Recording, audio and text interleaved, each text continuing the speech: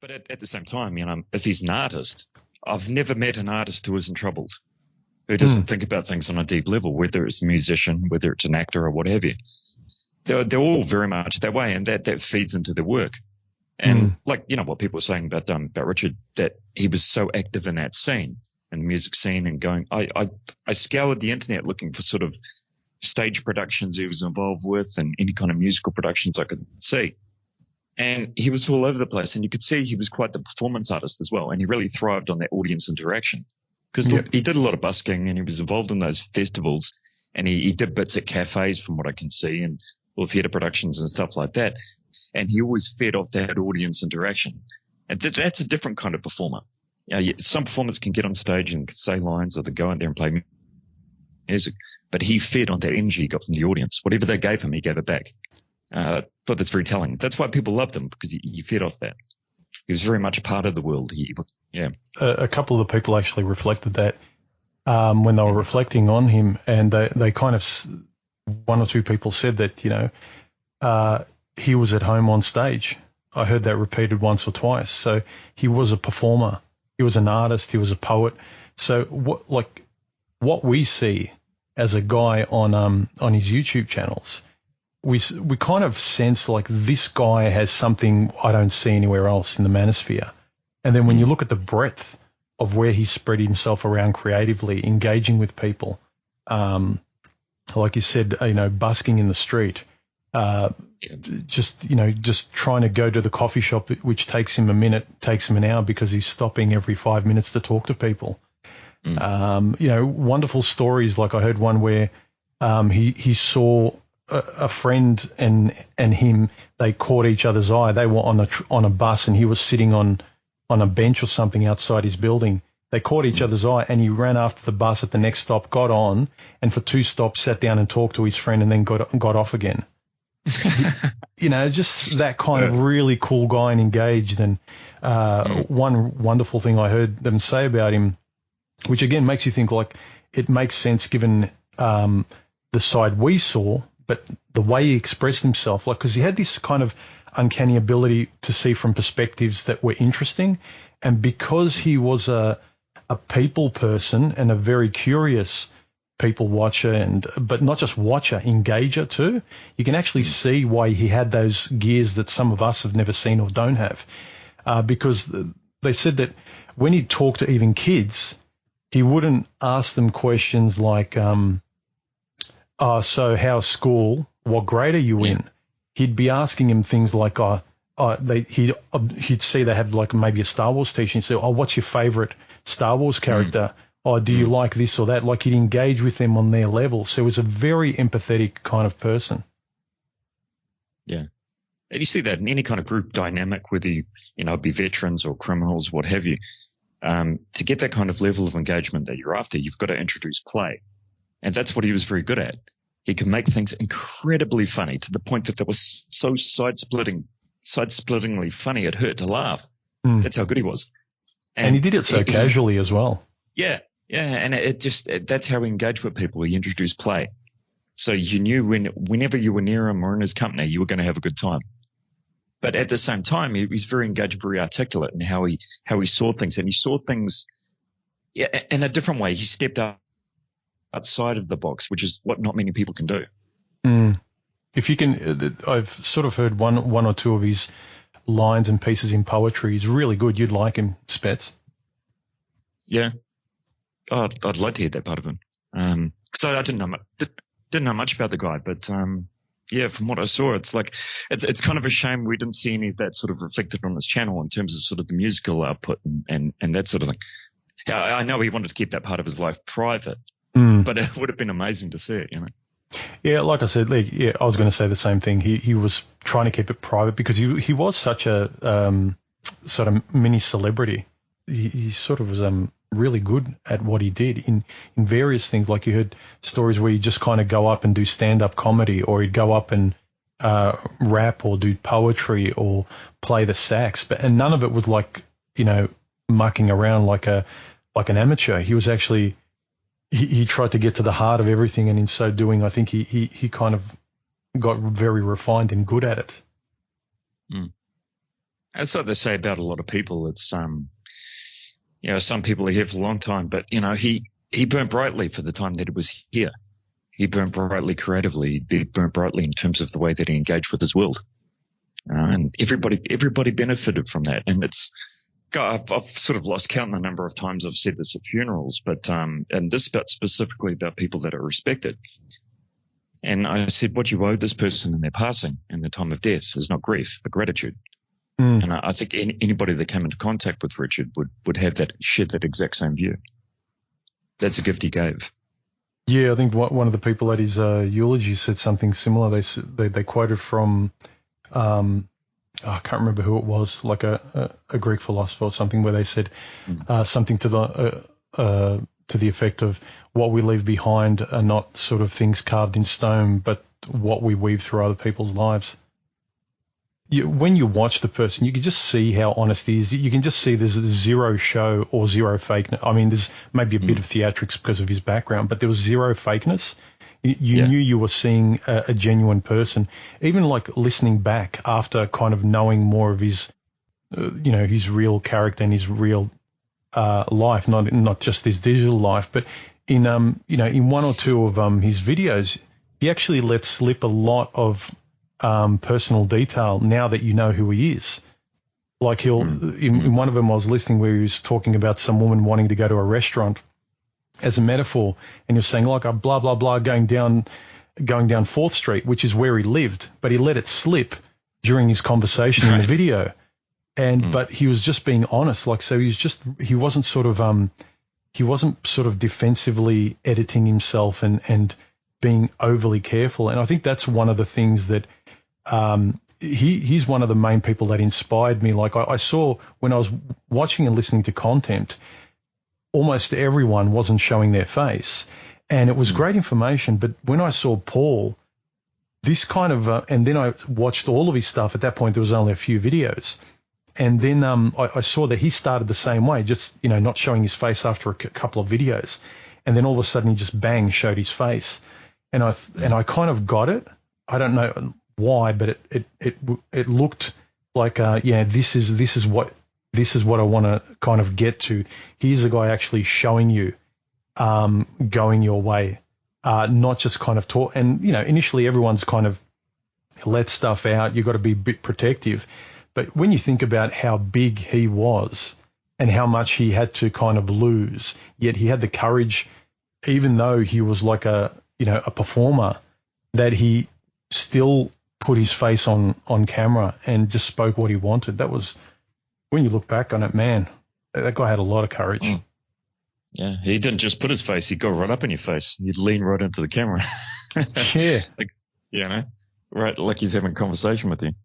And he knew when to interject comedy and when to hit those notes at the same time.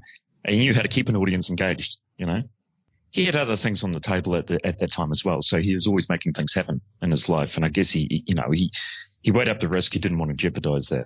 So, I kind of suspected that, because there's some people that say, well, he didn't want to have anything to do with it. But I never believe that, because if you actually you make that jump, you burn the bridge, you get rid of your YouTube channel, and you don't drop into streams. You don't keep in contact with guys in the scene. And he kept his channel up. He kept sort of dropping in infrequently. You knew he was there. So, that makes perfect sense. And like when you look at his life, how prolific and how big he was in the scene and in his community, he was a large figure in his community. So that makes more sense than some people wanting to believe that, he was somehow embarrassed of it. It's like, no. He wouldn't keep dropping in. He would have gotten rid of his channel, but he didn't. Yeah.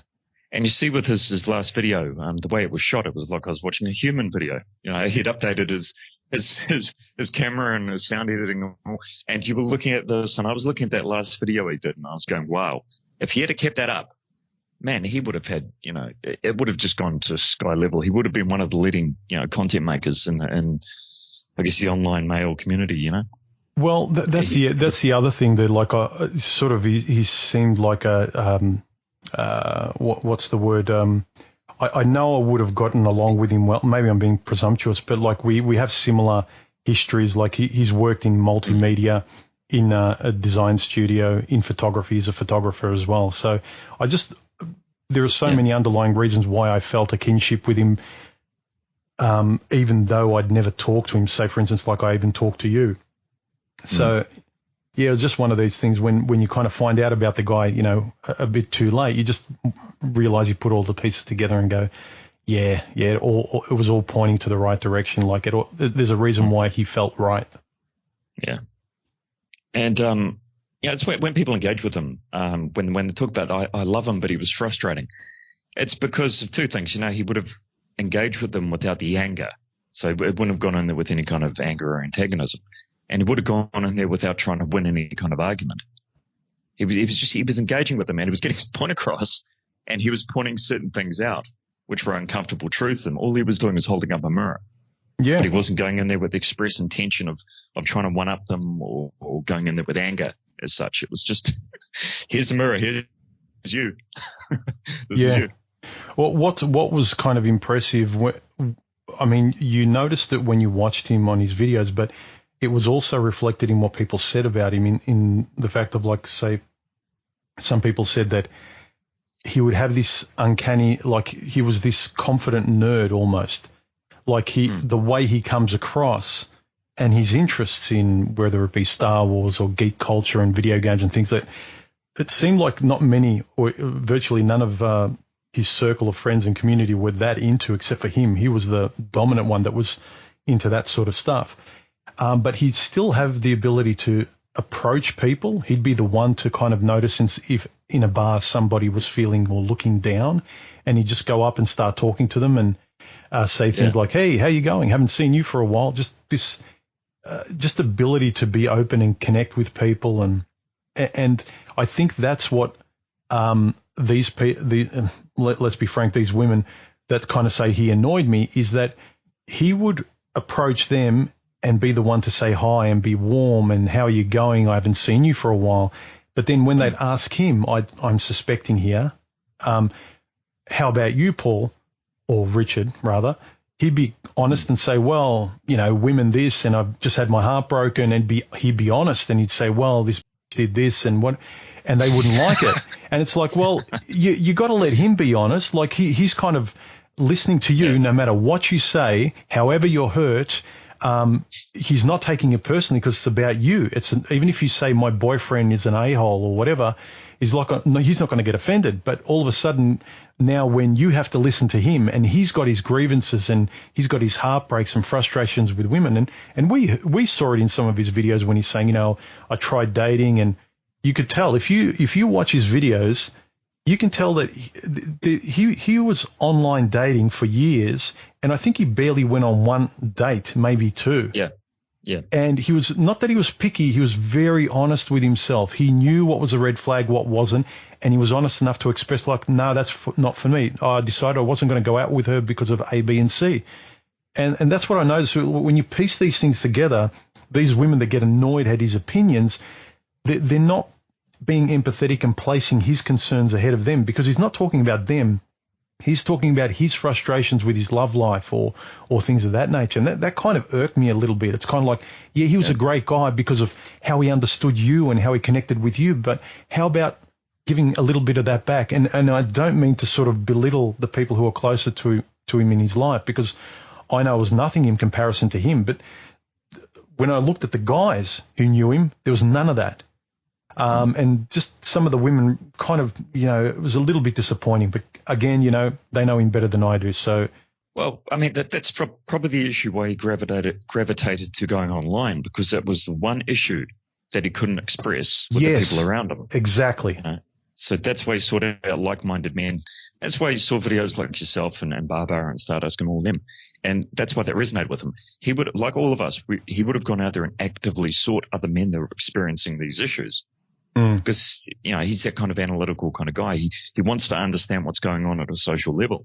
So that was his one opportunity, his one place where he could express that, which, you know, that's the same for a lot of guys today. Yeah, I mean, you look at all his videos, he's not trying to politically rally people. He's not trying to sort of form a group. He's just a guy like a lot of us, and I know a lot of, and I do that. It's kind of like, here's how I feel. Here is what I observe. Here are my frustration. It's very personal. So I could bet my house on it. He was doing the same thing. Like, there was no one he could talk to because there was only so deep he could go, especially with, if he wants to keep it sort of simpatico and, on a cordial level with the people in his community, down at his coffee shop, if he senses the people across the bar are kind of going to be like, man, tone that down. We don't want to hear about that. Can you keep it pedestrian?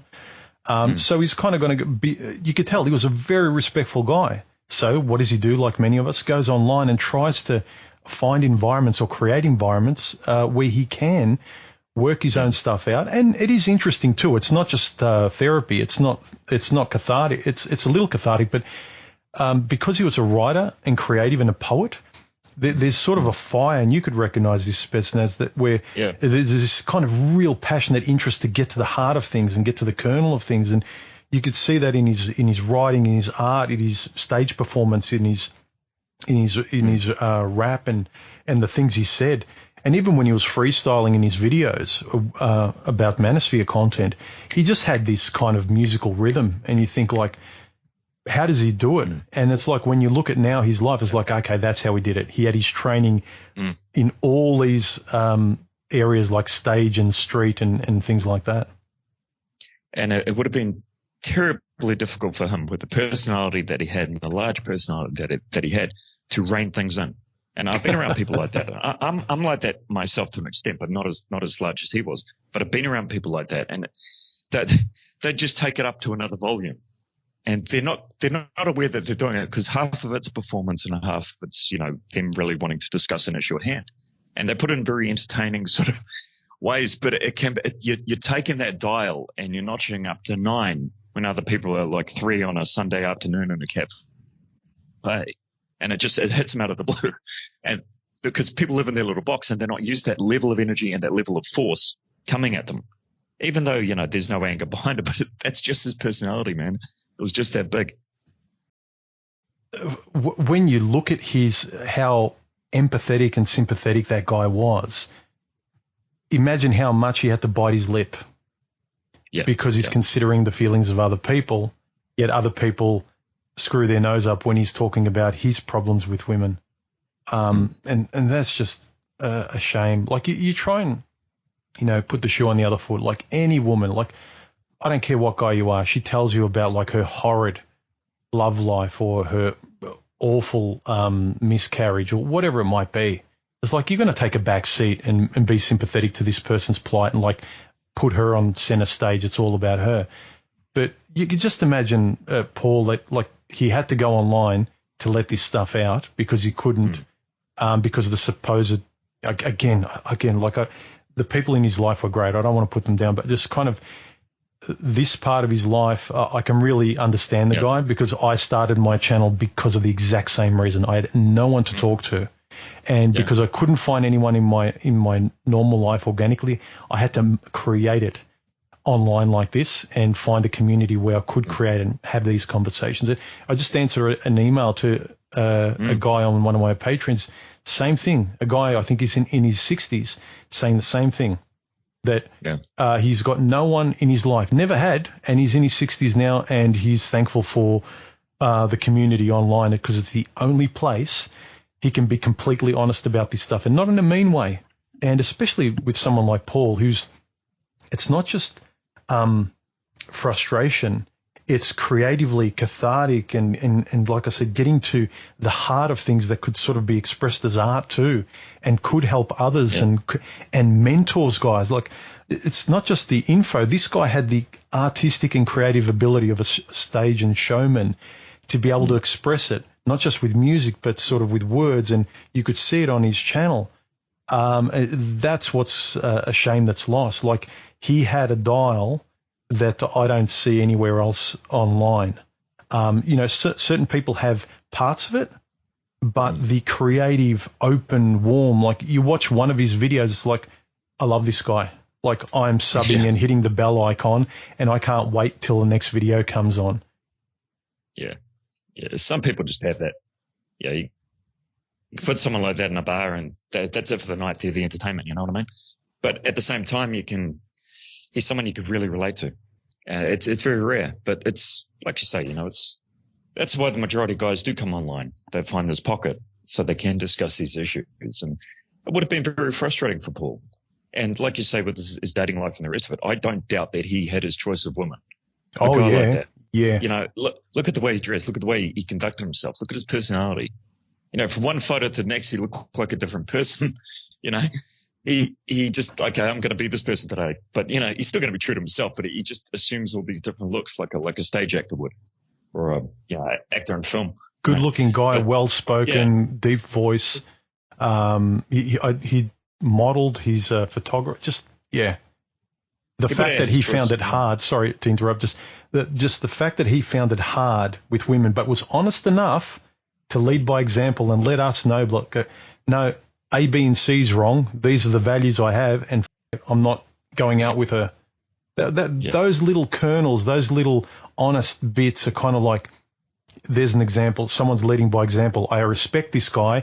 I respect the stance he takes, and I'm going to try and be like that. I remember he was one of his videos. He's talking about some drunk woman at a party, and she was following him around the entire party. She was stuck to him like glue, and he was just dropping truth bombs on her the whole night long. But he was like that. It's like he was talking to that woman who's a lawyer. So you're going to say I'm going to be alone for the rest of my life? No, but you might want to get a cat. And he just said straight out, It would have been smack across her face. You'd never heard truth like that. But I've done that. You've done that. You sit across from a woman at a certain time in her life, and she just has to hear it straight from the hip. It's very hard for them. But he didn't hold back. Yeah. Well, like you said, that guy could get women at the drop of a hat if he wanted to. Exactly. But the fact that he couldn't find something genuine, which I respect for him, like not just creatively and artistically, because a lot of writers want the truth before, the superficial. And he was sort of disciplined and honest enough with himself that he recognized what was real and what wasn't. He talked about this with women and the way that he went through it and how he was talking about the mundanity of it. He said, just after a while, it's not as entertaining as it used to be. But, that really resonates for guys as you get older. It's like, okay, we've done that. Now it's just going through the motions. And I've got to conceal all this stuff about me. And when I'm honest with you, you're not reciprocating. And we've got a certain level of truth here and interaction that we can engage in. But it's just not rewarding to me anymore. We go through the motions of sex, and it's just okay. I love the way you described it. I do this and I do that. Okay, and I'll do this. Okay, and that's what it gets like. It's every guy can just sympathize with that because that's what it's like after a while. And it's like what he's saying there is just I'm not getting any more out of it. I need more. Yeah. And just you offering this up isn't enough.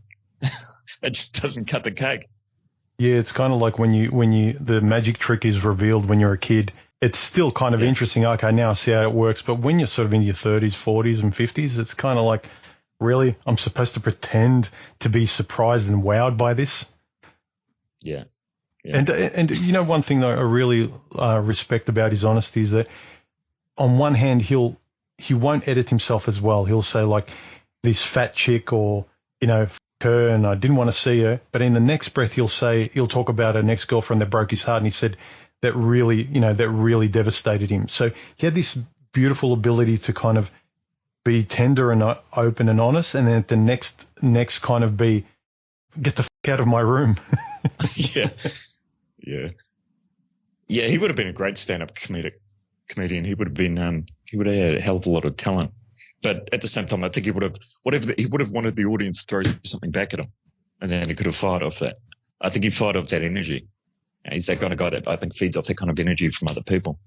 Yeah, but I don't think he's one of those that needs it. But I think he's one of those that's so witty and can think off on his feet.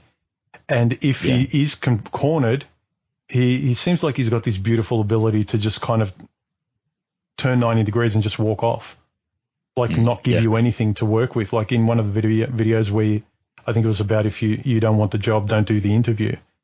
And he talks about that woman that sort of came up and wanted to give him a high five, and he's like, "Nah, I'm good." And it's like, "You're not going to give me a high five?" Nah. It's like, "Nah, I'm good." And he just ignored her. And I just thought it was like just a brilliant example. Like he just the simple ability to hold your own and give those little kernels of truth. It's not rocket science. You just don't do this, and you stay still, and they don't know what to do. Whereas people think, you've got to know what to say and you've got to know how to move and what. No, simple. He talked in one of his videos on his way to Japan, I think it was, and he was watching a movie on the flight over, and he said the woman next to him, she was like sort of tutting at whatever movie he was watching. So it was whether violent or had too much or whatever it was. But he was thinking in his head, he said, should I turn this off? Should I accommodate this woman right beside me? He said, no, I know what I'm going to do. I'm going to turn the subtitles on so she can see the words. There's just little things like that, It was great. Yeah, part of his showman. Yeah. Yeah, no, okay. It's sort of like he was at war with societal convention. Look, why do we have to do these things? Well, no, I don't have to accommodate you. I like that. And you can tell that a guy like that, just the way that he describes things, that he's had his ups and downs in life. He's gone through a hell of a lot. He's gone through relationships, ups and downs. And, he was sort of this resourceful guy that didn't just have one job. He had all these, diverse avenues that he pursued and these other streams of revenue as well. But it was all creative, all of it. So he would have had, so much life experience.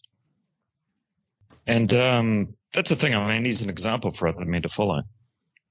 But, it's a bit of a shame that a lot of guys are saying that this is just now when they've only just discovered his content and it's through you making like a video sort of celebrating his life.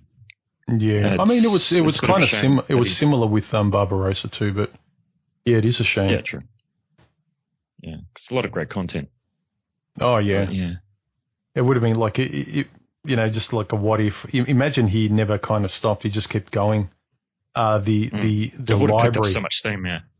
Even if it was just fun and lighthearted. Exactly. Some of them weren't sort of seminal videos like, Freedom From, Freedom To or anything like that. But some of them were just like one of my favorites is the one where he's got the paper bag and he talks about change and not arguing with feminists, as well as his Freedom From and Freedom To video. Those are probably my two standout ones. But some of his other ones are just kind of just funny, just hanging out with the guy and him just shooting the breeze because he just wanted to make a video. But it's still one because, sometimes you watch certain YouTubers, you like them, but unless they make a seminal type of video, the rest of them is like, yeah, well, I'll delete that one.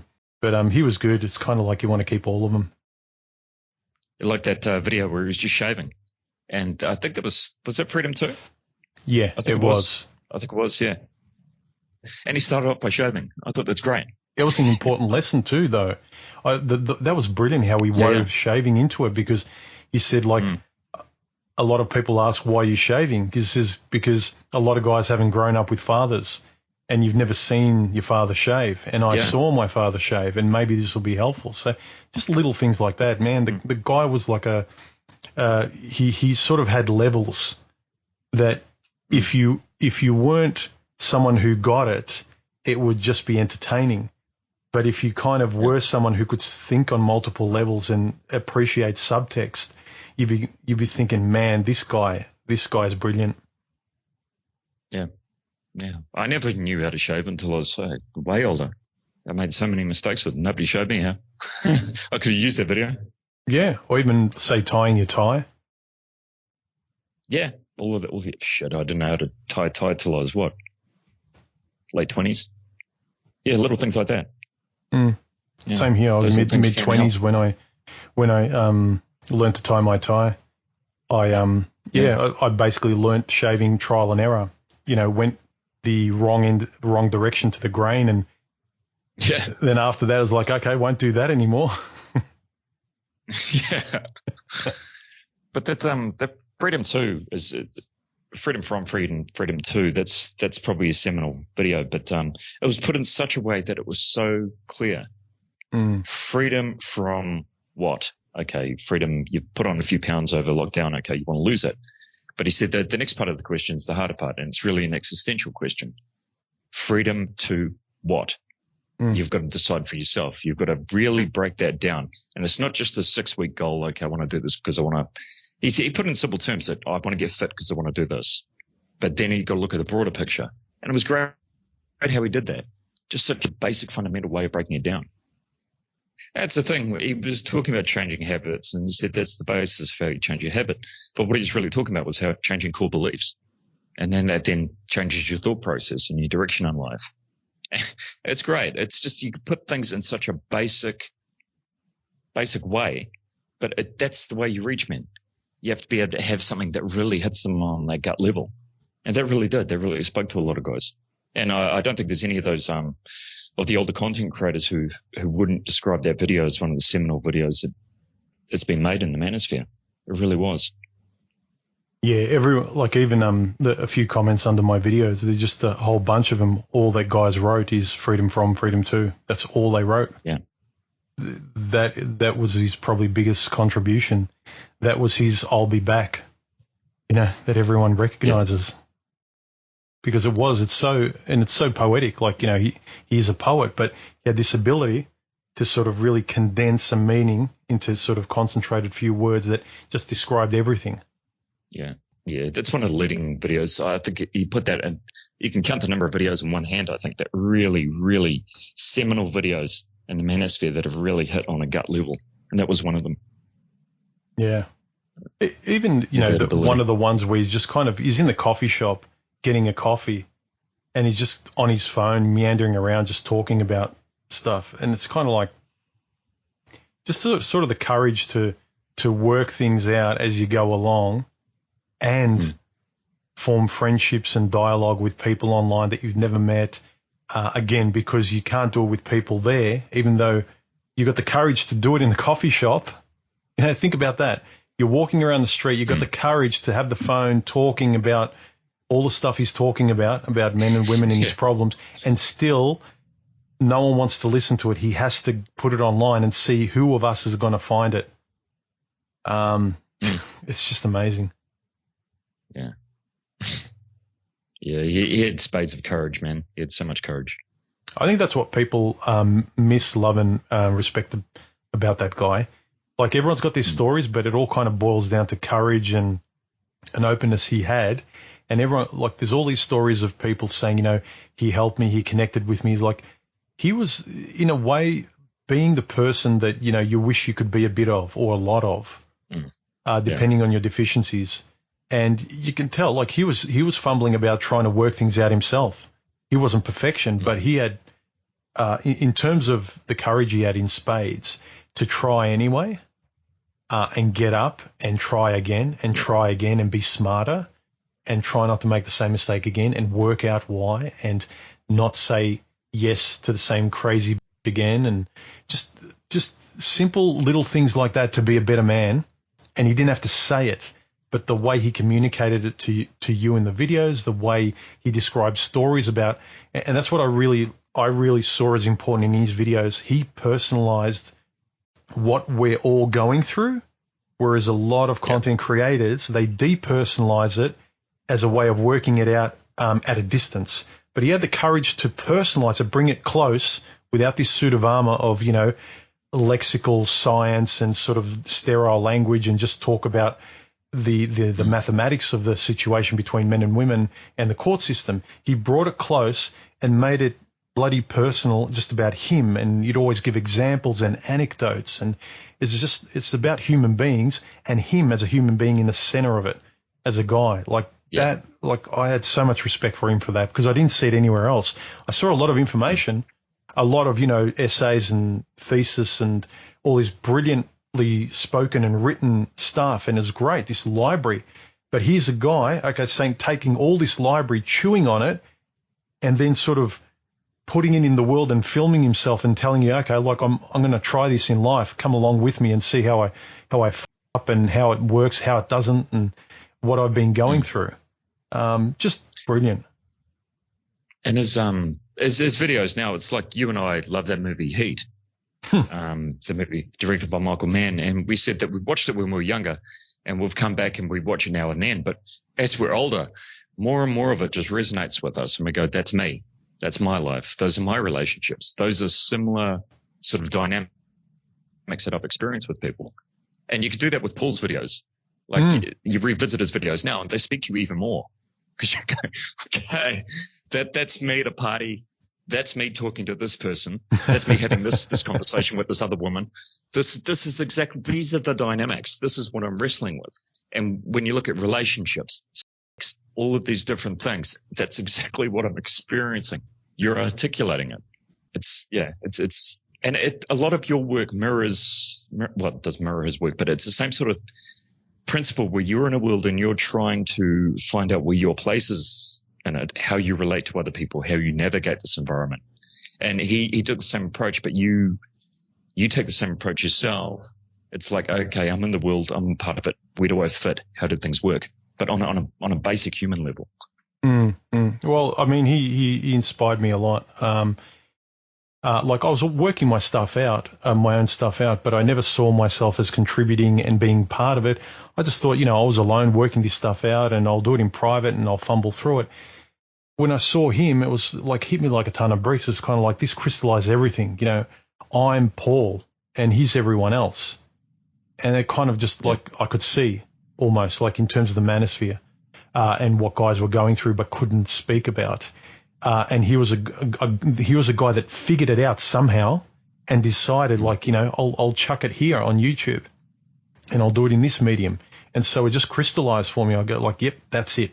That's the thing. I don't know what the hell it is, but that's the thing. And I'm going to dip my toe in slowly.